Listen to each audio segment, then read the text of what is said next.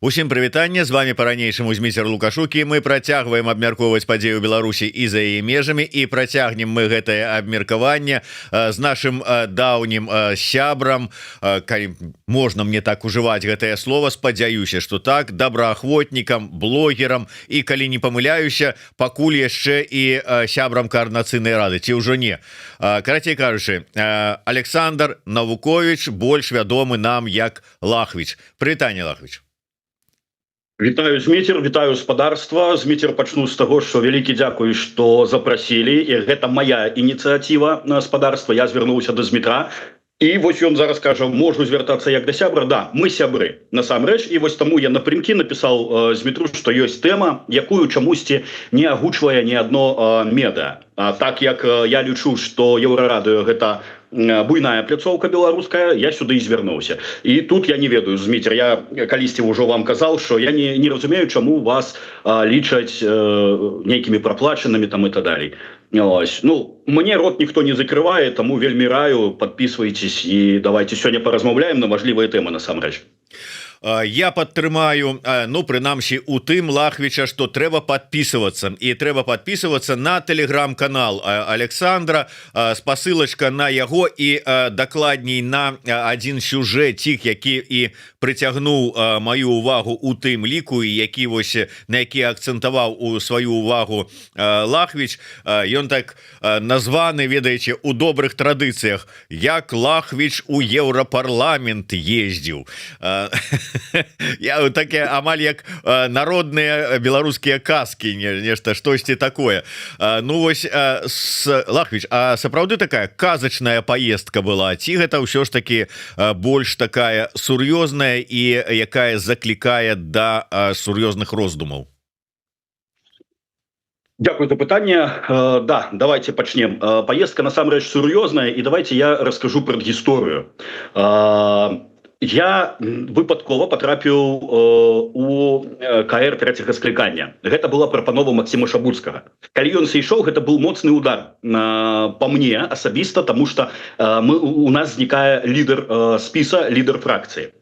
Але маё выхаванне яно не дазваляе мне кінуць на паўшляху справу, якую я бяру. Таму я пачаў працягваць гэтую дзейнасць палітычную. Амбіцыяў палітычных у мяне не мае, але чаму я ўсё ж таку пасунуўся?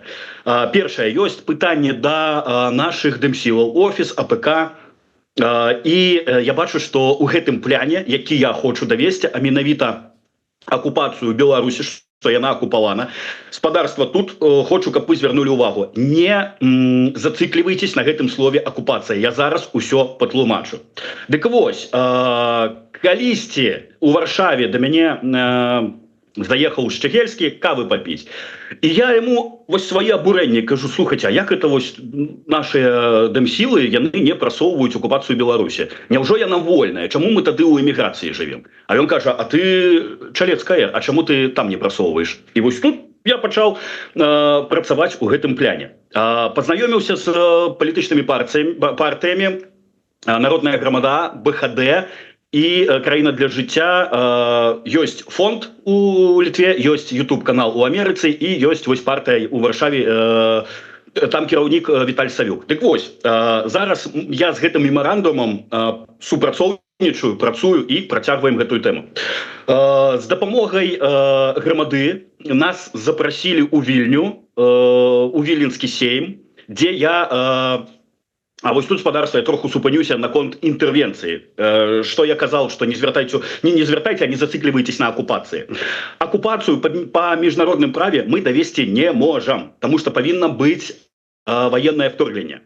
Але інтэрвенцыя, і, Зміцер, я не багата кажу? Не-не-не, все нормально. Я, до речі, можна, вот, Лахвич, я тут на хвилиночку, я адмыслова открыл как бы такое тлумачэнне, так вось, Википедия кажа про тое вот тэрмін, які ўжывае зараз Лахвич. Інтэрвенцыя – гэта военная, палітычнае, інфармацыйнае альбо эканамічнае умяшальніцтва адной краіны альбо некалькіх краінаў дзяржаў ва ўнутраныя справы іншай дзяржавы, якое вот умяшальніцтва маецца на ўвазе парушае яе суверэнітэт. Вялікі дзякуй, мы на адной хвалі, і мне гэта ўжо не трэба прагаворваць. Дык вось, спадарства, працуючы з юрыстамі, працуючы з партыямі, мы выйшлі на тое, што па міжнародным праве мы не можам даказаць акупацыю. Але пад інтэрвенцыю, звычайную, класічную, мы трапляем па ўсіх 4 накірунках, якія толькі што пан Зміцер прамовіў. Ваенная, эканамічная, палітычная, інфармацыйная. Пару словаў. Ваенная ёсць. В расійскія базы, напад з нашай краіны, якую выкарысталі як пляцоўку на напад іншай краіны. Вагнер, які зайшоў у Беларусь, нема звестак, каб ён адтуль выходзіў, ядзеравая зброя пачынае з'яўляцца і так далей, і так далей. Пару словаў, напэўна, хопіць. Эканамічная. Мы моцна залежым ад нафты, газа, энерганосьбітаў Расіі. Наш гандаль завязаны на Расіі, эканоміка пад Расіяй. Інфармацыйная. Нам навязваюць другую мову, расейскую, а гэта акупацыйная мова. Ну, пробачьте, скажу скептикам, какая разница говорить на каком языке, у хуткім часе вы просто побачите, як вы присядете на пляшку. І гэта факт. Мы бачым розныя краіны, дзе таксама была вось расійская мова пануючая, і туды потым прыйшлі вызваляць рускамоўных. Так, про якую забыўся. Палітычная. Гэта падпісанне мапаў, АДКБ, саюзная краіна 99-го года і так далее, і так далее. Тобто, інтэрвенцыя гэта як факт. Гэта як факт, які чамусьці дымсілы не прасоўваюць. Таму я вырашыў, што а чым я горшы, тым больш, што хоць некалькі, але людзей мяне абралі, тобто я маю падтрымку народа. Да, нас небагата у ТРЦКР абіралі, але я туды пайшоў шчыра і разбірацца з палітыкай, і вось гэты праект я прасоўваю.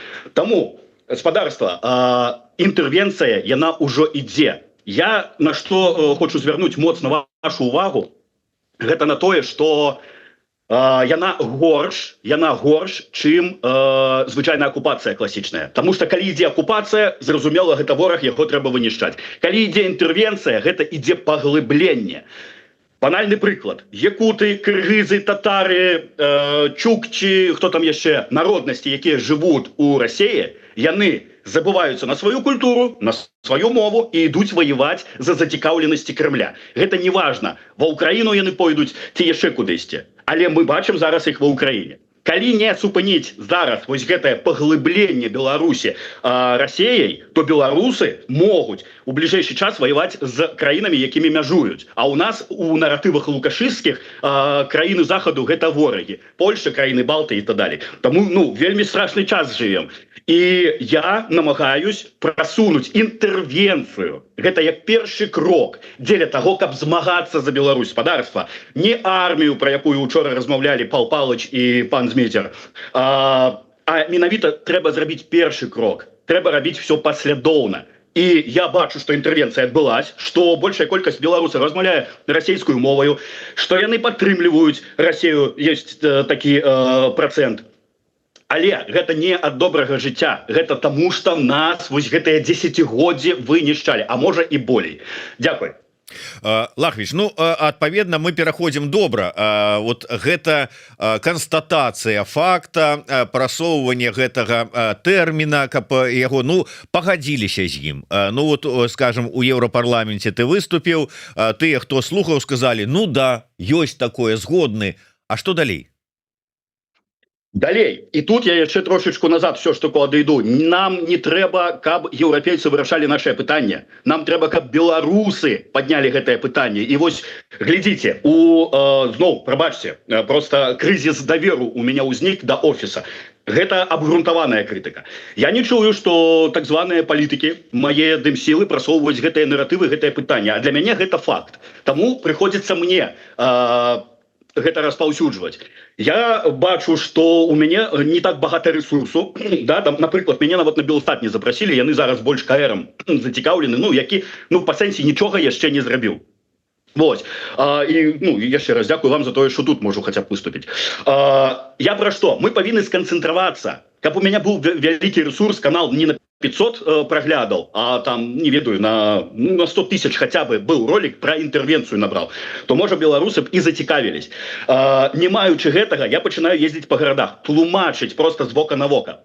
собираю подписы, потому что гэта не только моя инициатива, да, вот я таки Саша там, я приехал с войны, я таки вот я хочу, да, не, разные утекачи, Ангельщины, Финляндии, Чехии, Литвы, Польши, Дании подтрымліваюць мяне, у мяне есть гэтыя подписы, яны захоўваюцца ў сейфе, ну, каб не, информация не просачылась, але некалькі сотняў ужо мяне падтрымала, каб у мяне был вялікі ресурс, мы бы неяк згуртавались. Таму вось тут мінус тым сілам, чаму яны не хочуць са мной ні супрацоўнічаць, ні камунікаваць. Ну, можа, я там рэзкі, але неважна. Зараз нам не маю што дзеліць. Вось, таму я бы сканцэнтраваўся на беларусах. Але, калі не маю гэтага рэсурса, я паехаў у Брюссель. А чаму б і не? А чаму б і не паразмаўляць з Еўропай, якая таксама пад пагрозай? Як толькі адбудзецца поўная або акупацыя, або ўжо так званая як это, що Лукашенко інтэграцыя, інтэграцыя, вось, але яна будзе навязана, яна вось пра гэтае абалваньванне, хтосьці даў, типа, у нас іншага шляху няма, там же ворагі, хтосьці просто з-за таго, што не можа выказаць сваё меркаванне. Так вось, з тэрыторыі Беларусі ўжо напад быў на Украіну, на тэрыторыю Украіны, а зараз, ну, у бліжэйшы час можа быць і ў Еўропу. Таму я звярнуўся да Еўропы, таму што трэба працаваць ва ўсіх накірунках. Вось. Лахвіч, ну і ўсё ж таки, глядзі, вот ты ездзіш зараз па гарадах, ну не зараз, а ездзіў па гарадах, быў там па Польшчы, там у іншыя гарады, сустракаўся з беларусамі, з дыаспарамі, з суполкамі. Ну і вот уявім сабе сітуацыю. Па выніку ты аб'ездзіў, і там людзі з сабой пагадзіліся, там пакінулі подпісы, ну і выніку кажуць, а што подпісы? Сабраліся ўсе, прыйшлі да Лахвіча і кажуць, ну добра, мы згодныя, што далей рабіць будзем? Глядзіце, адразу открываецца такі вялікі плацдарм. Першае, санкцыённая палітыка. Тобто, калі краіна потрапіла пад інтэрвенцыю, усё, што там адбываецца, гэта не з-за таго, што хоча народ. А нагадаю, што толькі народ гэта уладальнік канстытуцыі, правоў і так далей. Ось. Інтэрвенцыя, яшчэ раз скажу, гэта горш. Яе яшчэ трэба, ну, каб яе прызналі. Далей, ну, санкцыённая, да, палітыка. Потым, для мяне, як ваяра, адкрываецца мажлівасць стварэння вызваленчай арміі. Узгадаю учорашнюю размову з вядомым палітыкам Пал Павловичам, так? І дзякую, што мяне узгадалі. Глядзіце, Пал Павлович кажа, што мы ўжо гэтым займались. Але зразумела, што вам на якой падставе спадарства вам дадуць ствараць армію. На якой падставе? Таму вось гэты першы крок, ён вельмі важлівы. Калі мы бярэм всё ж таку вызваленчую армію, гэта ўжо будзе другі крок. Спачатку давайте статус Беларусі высветлім, потом ужо, ну, я для сябе кажу, як для ваяра, што для мяне гэта будзе мажлівасць стварэння арміі. Ну, санкцыённая армія. Далей, глядзіце, багата беларусаў сутыкаюцца з праблемай легалізацыі. Я разумею, што трэба маць добры кейс, што або сидзеў, або удзельнічаў у пратэстах, або ваяваў, вось, ну, як у мяне, і тады будзе прасцей. Але я думаю, што калі адбылася інтэрвенцыя, і людзі просто не можуць знаходзіцца вось гэтай акупацыі, вось у гэтым гулаге. Я просто вось учора запісаў ролик, я адчуў водгукі з Беларусі, то там просто жесть. Ну, гэта просто жесть, гэта складана паверыць, што ты ўжо нават не можаш сім-карту набыць, калі ты адсидзеў, калі ты ўжо супраць уладаў, потым ідзе нейкія гадзіны на працах, на розных мерапрыемствах, палітрукі прыязджаюць, распавядаюць, як правільна жыць. Ну, гэта тая спадчына, якая засталася ад Савка. Вось Савецкі Саюз не разваліўся, ён перафарміраваўся. І зараз ён называецца Расійская Федэрацыя. І гэтая Расійская Федэрацыя моцны ўплыў мае на нас. Добра, прабачце, кажу багата. Глядзіце, інтэрвенцыя дае. Санкцыённая палітыка з Лукашэнкам як з нелегітымным. Нельга, ну, лепей не размаўляць. Другое, стварэнне вызваленчай арміі, таму што статус Беларусі пад пагрозай ввогуле краіна знікнення. І уцекачам, якія людзі выязджаюць, я думаю, што ім будзе прасцейша неяк даказаць свой статус таксама. Ось.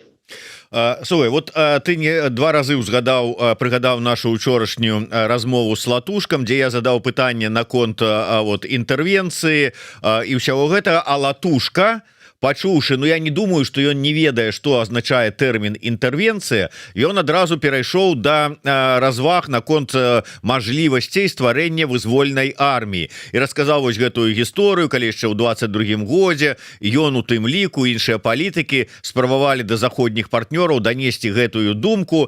Мяне тут вот ужо і зараз как бы с аднаго боку пишуць про тое, что Латушка учора пераблытаў інтэрвенцыю с вызвольным войскам, другие пишуць, а вот Лукашук яму нічога не патлумачыў.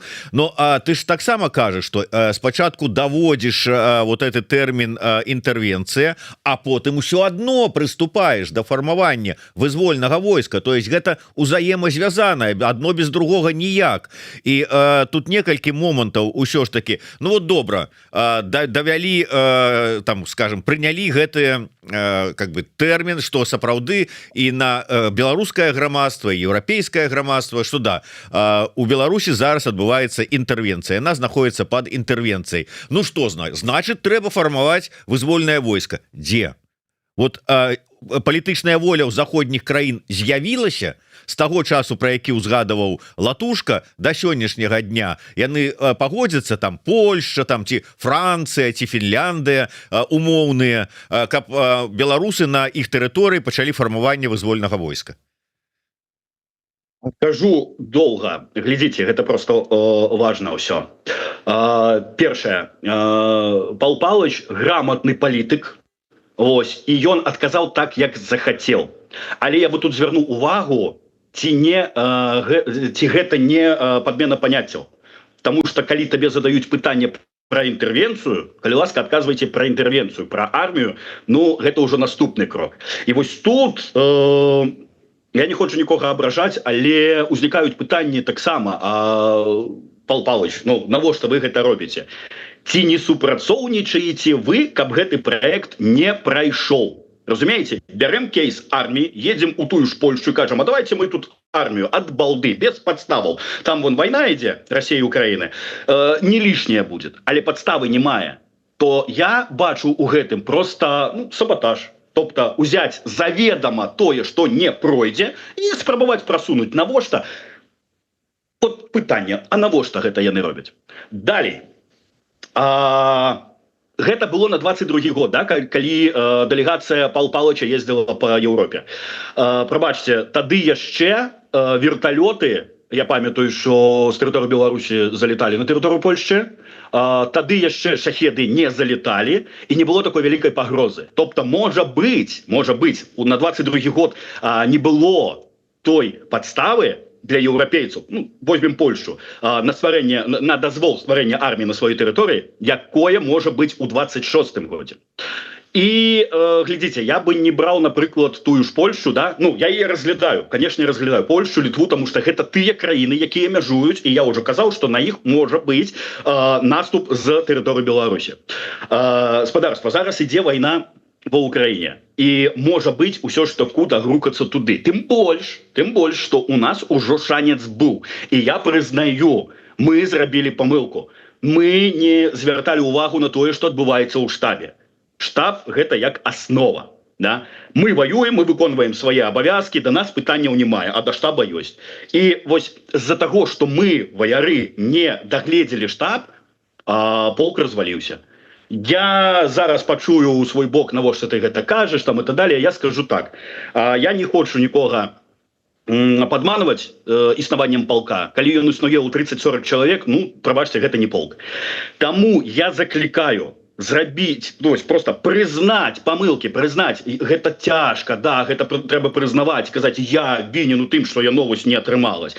Але зрабіць высновы, зрабіць працу над памылкамі, і працягваць гэтую тэматыку таксама. Я ў бліжэйшы час, я спадзяюся, у мяне атрымаецца, што мяне адпусцяць, і я зладжу яшчэ круглы стол з дэпутатамі Верховнай Рады, якім я таксама буду прасоўваць тыя наратывы, якія былі ў Брюсселі. У Брюсселі за мной пагадзіліся, сказалі, да, мы разгледзім. Цікава, што скажуць украінцы. І зразумела, пытанне вызваленчай арміі таксама будзе падымацца. Секунду, реклама. 125-й окрема важка механізаваная бригада набирае людзей, таму калі ласка, калі што, пішыце ў каментарах, пішыце мне ў асабістыя, ёсць розныя пасады, як тылавыя, гэта рамонтнікі танкаў, БМП, рознай тэхнікі, так і баявыя. Таксама ёсць розныя вакансіі. Дзякуй. Лахвіч, вот я за гэты момант і зачаплюся, за рэкламны. Ты не один раз прыходзіў у каментары под нашими стрымамі і вось закидываў гэтую інфармацыю про запрашэнне, заклік далучацца да вось гэтых структураў. Я его таксама агучваў. Скажи мне, а з таго часу колькі беларусаў запісалася? Закрытая информация. Ёсць.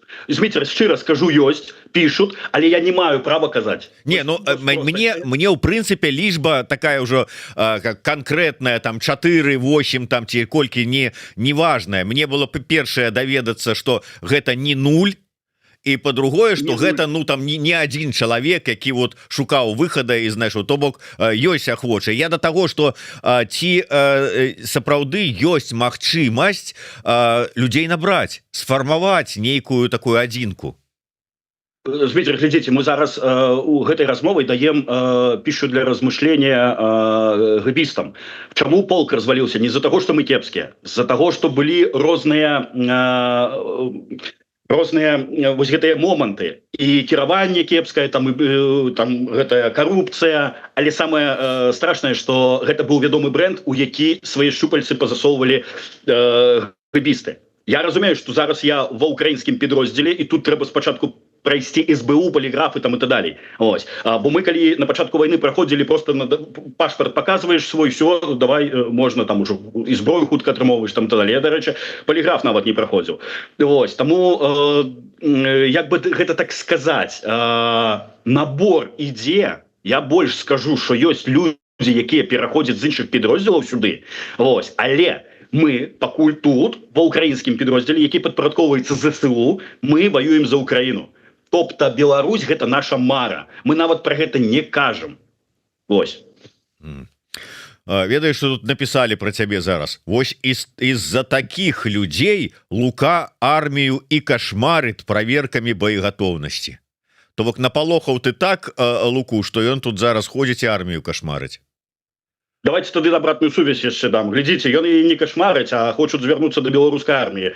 Спадарства, мы такія самыя, як і вы, только вы больш па-расейску размаўляеце, мы па-беларуску. Жыць нам у адной краіне. Ось, вы бачыце, да чаго гэта ўсё ідзе. І менавіта вас будуць як мяса кідаць у Польшу, Літву ці яшчэ кудысьці. То, можа быць, прыйдзе час, калі нам трэба аб'яднацца. Мне ўсё роўна, чаму вы падтрымлівалі Луку. Будзе люстрацыя. Пакаранне панесуць толькі тыя, хто зашквараныя. Але спадарства, вы бачыце, што адбываецца. Свінасабакі, вось браты вашыя старэйшыя, рускія себе чамусьці завод, яны папёрлі ва Украіну. Колькі іх падохла на пачатку пры штурмах? Ось. Вы думаеце, з вами будуць размаўляць? Вы тое самае мяса. Таму давайте вось неяк паважаць адзін аднаго, не кашмарыць. І да, чакаем акенца мажлівасцяў для ўсіх. Пакуль мяне прапанаваць вам не мае што, але зварот ёсць. Нам не мае што дзеліць, нам жыць у гэтай краіне і будаваць яе амаль што з нуля. Дякую. Лахвіч, давай ўсё ж таки звернемся яшчэ раз да тэмы фармавання нейкіх таких структураў беларускага войска. Наколькі праўда, неправда? Вось ты не пабаяўся сказаць праўду пра сапраўдную сітуацыю у палку са штабам. Мы не адзін раз гэта чулі, і калі ўзнімалі гэтую тэму, то звычайна чулі ў адказ: навошта гэта, не ліце ваду на там млын прапаганды і гэтак далей і гэтак далей. Але у той же час я чуў, што без асаблівага энтузіазма ставяцца ва ўкраіне, не ведаю хто там, палітыкі ці вайсковыя, да вось гэтай ідэі сапраўды фармавання вялікай беларускай адзінкі, да ідэі, каб сабраць усіх беларусаў, якія ёсць у розных підраздзелах, у тым ліку там у парэштках палка там ці яшчэ што-небудзь, у адну вялікую беларускую там брыгаду там ці што там, неважна ўжо як яна будзе набрацца, каб яны сапраўды вось была адзінка, якая не толькі бараніла ад акупантаў Украіну, але пры патрэбе, пры нейкай в акне магчымасцяў і там куды-нибудь вот там перайшла граніцу ў рэкі, як кажуць. Дзякуй, складанае пытанне, насамрэч. Скажу так, што энтузіазма я не бачу, але гэта не сведчыць аб тым, каб мы апусцілі рукі і не рабілі. Я бы больш, ведаеце, сканцэнтраваўся на тым, каб дапамагчы беларусам тут з іхнімі пытаннямі. Картрахункі, легалізацыя і так далее. Ёсць кейсы, насамрэч, што ёсць праблема, але яе трэба вырашаць. І асабліва, калі таксама вядомыя байцы пішуць відэазвароты, што мы можам толькі загінуць за Украіну, нам трэба дапамога, пачуйце нас там і так далее. Трэба ісці ў ДМС, трэба ісці да палітыкаў, да дэпутатаў і размаўляць. Напрыклад, я раскажу такі кейс. У мяне ёсць побрацім, неважна, не кажу хто, дзе, як. Зараз воюе. Ён знаходзіцца ва Ўкраіне афіцыйна па військовому квітку. На баявых ягоны пашпарт згарэў. А без пашпарта яго ДМС не прымае. Дык вось, гэта той форс-мажор, ему не адмаўляюць у дапамозе, але гэта той форс-мажор, што з ім не могуць пачаць камунікацыю без пашпарта. Адзіны яго дакумент гэта військовы квіток. Дык зараз гэтае пытанне разглядаецца юрыстамі. Вось, ён да мяне звярнуўся, типа, як так можна? У мяне ёсць юрысты, з якімі мы працуем, і мы гэтае пытанне пачынаем вырашаць. Калі мы не вырашым яго юрыдычна, то зразумела, мы будзем прасіць, каб нам далі нейкае паслабленне ў заканадаўстве Украіны. Мы ўсё ж таки тыя людзі, якія прыехалі сюды не на заробкі, не проста паесці смачнейшай украінскай кухні, а нашая мэта атрыманне досведу, дапамога Украіне, таму што мы ведаем, чым гэта скончыцца, калі Украіна не вытрымае. І ўсё ж таки наша апошняя зупынка гэта Беларусь. Тобто нават калі вайна тут ва Украіне скончыцца, мы будзем вяртацца дамоў. І вось з гэтымі наратывамі хочацца звярнуцца да дэпутатаў Верховнай Рады, што дапамажыце нам хаця бы існаваць тут. Вось, мало ли паранення, мало ли яшчэ щось, перегарел, ён зволіцца, то яму трэба будзе тады выязджаць з Украіны. Але ён можа перайсці на якую тылавую пасаду, там, або знайсці нейкую працу, там, валантэрыць і так далее, і знаходзіцца тут, бути часткаю той агульнай моцы, якая хоча, якая прагне вызвалення Беларусі. Вось, да, энтузіазма я таксама не бачу, але мы з розных бакоў намагаемся ўсё ж таки стварыць тыя ўмовы, каб людзі, паглядзеўшы адэкватных, аўтарытэтных байцоў, які кажуць, прабачце, мы тут можем только померці, у нас тут нічога не... З 24-го года людзі ўжо грамадзянства атрымоўваюць. 24-й, 25-й, да, у 22-м, 23-м па зразумелай прычыне нам не давалі легалізацыю. Таму што мы беларусы, беларускі пашпарт, гэта кепска, з вашай тэрыторыі ракеты ляцяць. Але пабачылі, што ёсць адэкватныя людзі, якія ахвяруюць сваімі жыццямі, здароўем, і пачалі даваць грамадзянства. Таму працуем ва ўсіх накірунках, і я думаю, што ўсё у нас атрымаецца. Я бы гэтым не займаўся. Мне за гэта не плоцяць. Таму я шчыра веру у свой поспех, і таму да. Я гэтым займаюся. Дзякуй за запрашэнне, што я гэта яшчэ і транслюю ў масы. Слухай, я не толькі веру, што у поспех, я вельмі хачу, каб яно сапраўды атрымалася, але от глядзі, з 22-го году, ладно, там, скажем, першы год-два, там былі пэўныя прычыны з-за таго, што падазрона ставіліся, нягледзячы на тое, што там людзі ваявалі, як і ты ў тым ліку, за Украіну. Уже часу колькі прайшло, і б'юцца, і там та самая, я уже не буду казаць там про офіс, там кабінет, там ці яшчэ каго-небудзь. Людзі на месцах звяртаюцца да той же самой Верховнай Рады, журналісты там то падаляку, то яшчэ каму-нибудь задаюць гэтыя пытанні, то есть а рашэнне ніяк не змяняецца, стаўленне фактычна не змяняецца, дзесьці можа там пакрысе, да беларусаў не вырашаюцца пытанні, то бок пра што гэта можа сведчыць? І ўсе кажуць, гэта Света вінавата, яна не паехала, яна не парашала ўсе праблемы. Слухай, можа яна ў пэўным сэнсе і ёсць там яе віна таксама ў гэтым, але ці толькі такое адчуванне, што вот такое стаўленне да беларусаў недзе там на верхнім узроўні Украіны, яно захоўваецца, і колькі ты не біся, как яку сцяну нейкую. Ну, Вецер, давайте так, вось я, каб не быць галаслоўным, кейс вось гэтага добраахвотніка з спаленым пашпартам толькі вось пачалі некалькі дзён як працаваць над ім. Давайте так, калі у мяне інфармацыя з'явіцца і нейкі поспех, да, што вось будуць паслабленні або нейкія дадзены, ну, дадатковыя функции у законы, то я вам просто напишу, и вы можете опубликовать у своим телеграм-канале. Да, я разумею, что на сегодня это все складано, и праца ідзе, и яно, звычайно, да, на поразмаўляць. У меня есть конкретный план. Звяртацца у акрамя ДМСаў яшчэ у органы, ну а потым уже ўсё ж таки да дэпутатаў Верховнай Рады, каб яны дапамаглі нам з той легалізацыяй. Але ну просто так вот записывать відос, казаць, блин, мы можем тут только загінуць, ну так і зразумела, что вось вы запытваецеся, а колькі чалавек табе написала. Так яны ж таксама глядзяць туды. Гэта у мяне ўсё добра, да, я уже, ну, развітаўся з жыццём яшчэ ў 22-м годзе, калі ехаў ва Украіну. Я не ваяр, я аніматор, но типа, але мне пашчасціла выжыць у баях. Зараз я ўжо, я шчыра скажу, прыстасаваўся да гэтай вайны, яна ўжо як часціна мяне, мне просто складана, шчыра скажу, складана жыць у Еўропе. Вось, таму я павярнуся туды, дзе я буду карысны. Ось, і да, і хочацца просто вось гэтую рэкламу зрабіць, што гаспадарства, ну, акрамя нас ніхто не вызваліць Беларусь. І гэта факт.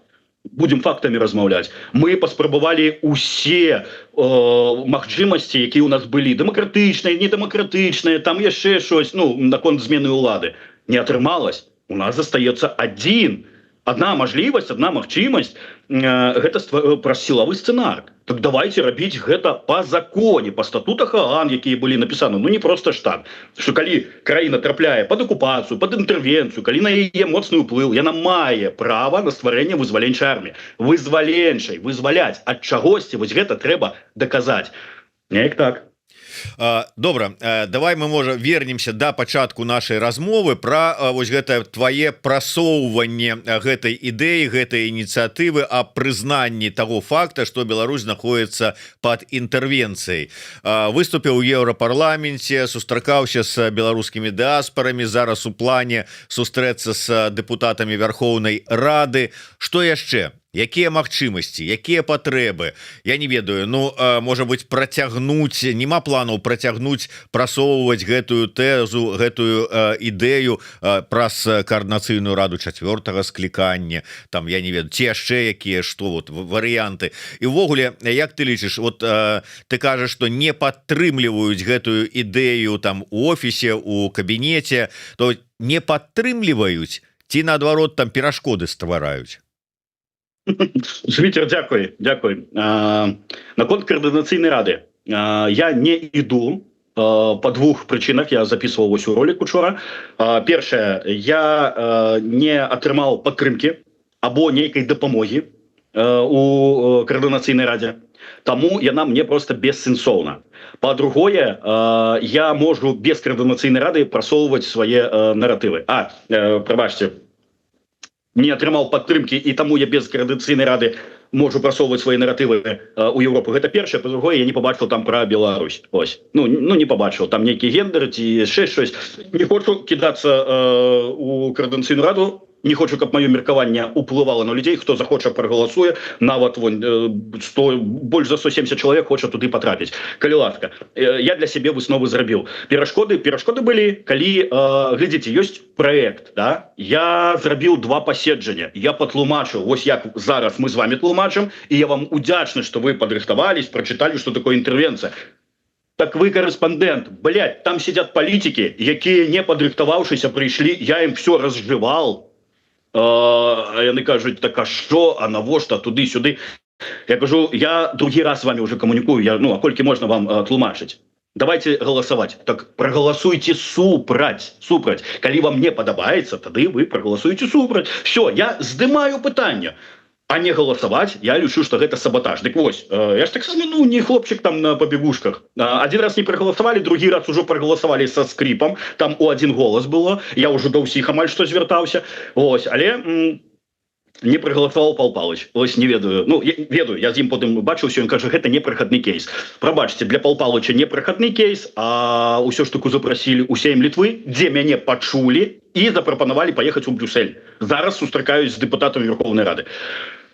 Прабачце, ну халеру ведаеце, непрыхадны. Прабачце, у вас двойное пытанне было, гэта за каардынацыйную раду. А пра што вы яшчэ запытваліся? Ну вот было сказано про тое, что не падтрымліваюць гэтую вашу наратывы ні офіс, ні кабінет, ну вот там то просто не падтрымліваюць, там кажуць, ну типа там, ну табе падабаецца, ты насіся сваёй ідэяй, а мы не ці перашкоды ставяць. Про перашкоды я сказал, гэта у каардынацыйнай радзе не хотели галасаваць, тобто для мяне гэта саботаж. Навошта вы там сидите, калі вы не нават не галасуеце?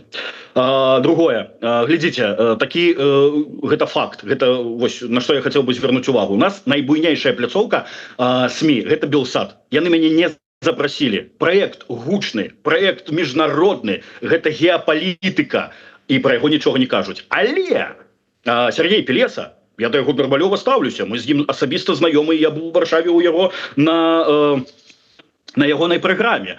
Вось, але мы там больш за вайну размаўлялі. Карацей, ён мне піша: ці варта было так далёка ехаць, каб палаецца на Ціхановскую?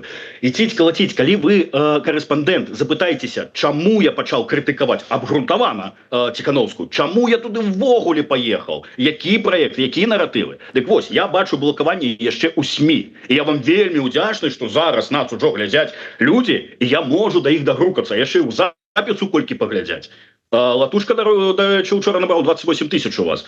Вось я столько не наберу, пра што я вам і казаў, что покрокова, поступова трэба вось і на медыйку выходзіць, і по краінах ездзіць, і размаўляць з людзьмі. У меня просто мажлівасці няма. У меня няма мажлівасці, куды змог я даехал, Польша, Літва, з Чэхіі, з Фінляндыі электронным выглядзе прыслалі, але падтрымка ёсць. І я разумею, што багата краінаў, дзе людзі не чулі про тую інтэрвенцыю, але яны хочуць, каб Беларусь была незалежнай.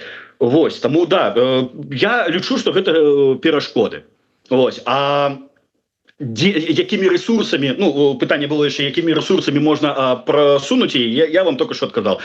З вашай дапамогай, з дапамогай моцных буйных СМИ, я, дарэчы, да Портнікава звярнуўся, ён сказал: я пагляджу проект, можа быть, я запрашу тебя. А гэта, прабачце, мільённік украінскай аўдыторыі. Сташку Балаганову пісаў, ён кажа: я пакуль палітыкай тут моцна не займаюсь, я спрабую прасоўвацца.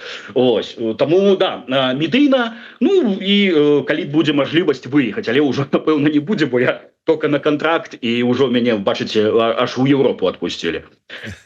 Не, так, дзякуй. Ну, слухай, гэта не пытанне. То есть я разумею, что трэба у любой магчымасцю карыстацца для того, каб гэтую сваю ідэю, калі ты лічыш яе правільнай, калі у цябе за яе баліць душа, прасоўваць на любых пляцоўках і ў любой кампаніі. Ну, может быть, для кагосьці стала дзіўна, калі вот сабралася кампанія как бы толькі выключна крытыкаў Ціхановскай, і у гэтай кампаніі Лахвіч, які з канкрэтнай ідэяй, не просто там прыехаў пакрытыкаваць, что там типа, ну что будем рабіць, а вот Ціхановская дрэнная, а что вы прапануеце, ай, Ціхановская дрэнная. Ну вот у цябе канкрэтная прапанова, у цябе канкрэтнае бачанне, что трэба рабіць, як трэба рабіць, і тут как бы кажуць, ну нейкая такая кампанія незразумелая, что да чаго, вот так вот, может быть, з гэтага нейкая перасцярогі там ці што. Я не апраўдываю нікого, там была не была цікавасці, просто ну как бы твоё бачанне.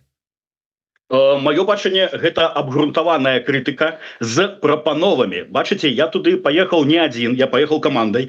Я беру вузкі сектор інтэрвенцыі, хтосьці бярэ БНК, Беларуская народная коаліцыя, як прабачце, як нават не альтэрнатыва офісу, а суб'ект, з якім можна размаўляць, дзе ёсць праекты, якія мы прасоўваем.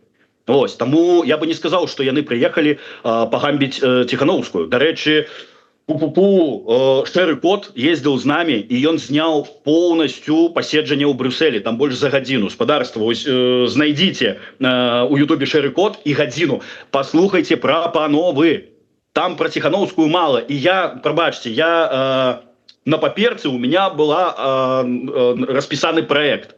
Але калі адарваўся ад паперкі, ну, прабачце, не стрымаўся, і была абгрунтаваная крытыка. Чаму мае дэмсілы, якія лічаць сябе лідарамі нацыі, не крычаць пра тое, што нам хутка будзе гамон, что яшчэ троху і Беларусі не будзе, беларусаў таксама яны просто вось раз'едуцца по свеце.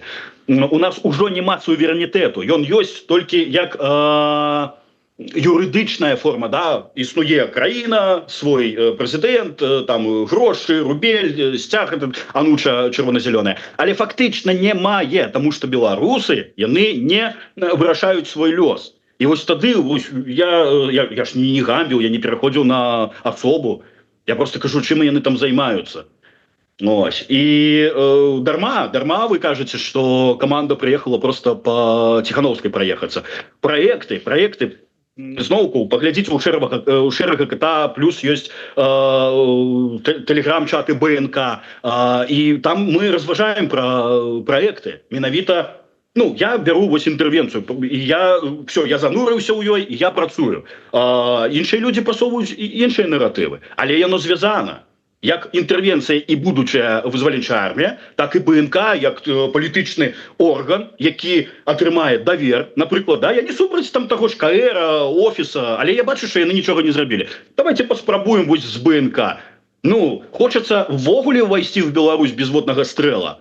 Неяк по-добраму, по законе, праз вось люстрацыю кожны атрымае тое, што заслугоўвае, але нам жыць у гэтай краіне. Ось, і я бачу, што офіс пакуль ніяк на гэта не рэагуе. Таму крызіс даверу ўзнік, і людзі прыехалі менавіта з гэтым. Дзякуй. Не зразумеў. Лахвіч хоча набраць войска і ісці на Беларусь, а адбіцца ад Расіі Лахвіч потым зможа, пытаецца Гэри Дэвідсон. Не ведаю, разам паглядзім.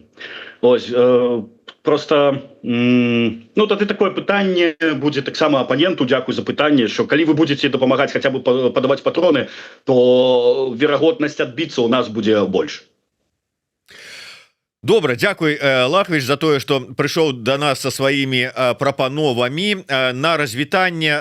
Твой зварот да каго вырашай табе, са словамі якімі таксама, калі ласка. Зварот будзе да беларусаў усіх. Беларусы на вялікай зямлі, сіл вытрымкі. Дзякуй за вашу пазіцыю, што вы ўсё ж таку знайшлі мужнасць не выехаць. Я зрабіў вялікую памылку. Я выехаў, і я зараз не ў тых рэаліях, якія адбываюцца ў Беларусі. Але я шчыра скажу, што вы тая база, з якой пачнецца вызваленне Беларусі, станаўленне новай Беларусі. По-рознаму можа гучаць, але вось за дэмакратыю, за лепшую будучыню мы будзем змагацца менавіта тады, калі прыйдзе акенца мажлівасцяў у Беларусі.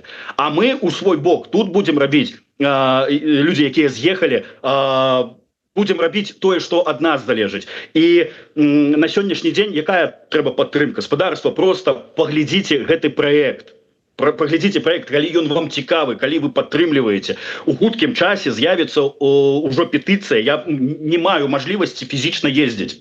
Мы зробім у электронным выглядзе, і я хочу набраць хаця бы 1100 подпісаў. Не пару соцен, можа сотні 3 у мяне ад рукі подпісаў, а сотні тысяч беларусаў, якія зацікаўлены ў гэтым.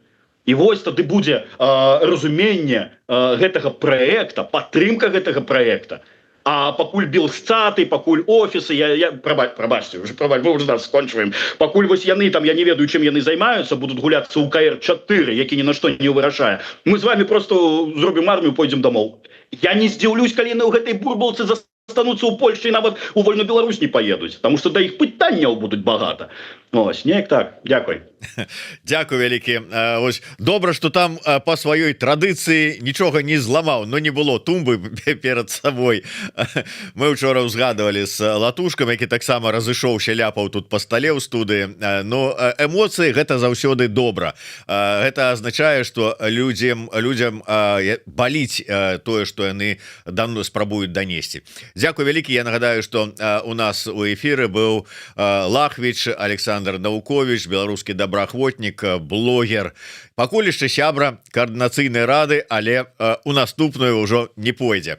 Ну але чакаем працягу, што будешь рабіць далей, і будем сачыць за твоими дзеяннямі і трымаць усіх у курсе. Подписывайтесь на YouTube канал Лахвича, спасылочка ёсць у опісанні ўжо да гэтага стрыму. Заходзьце, подписывайтесь, ставьте падабайки, ну и не забывайте подписываться на YouTube канал Еврорада. До сустрэчы, жыве Беларусь. Жыве вечна, слава Украине.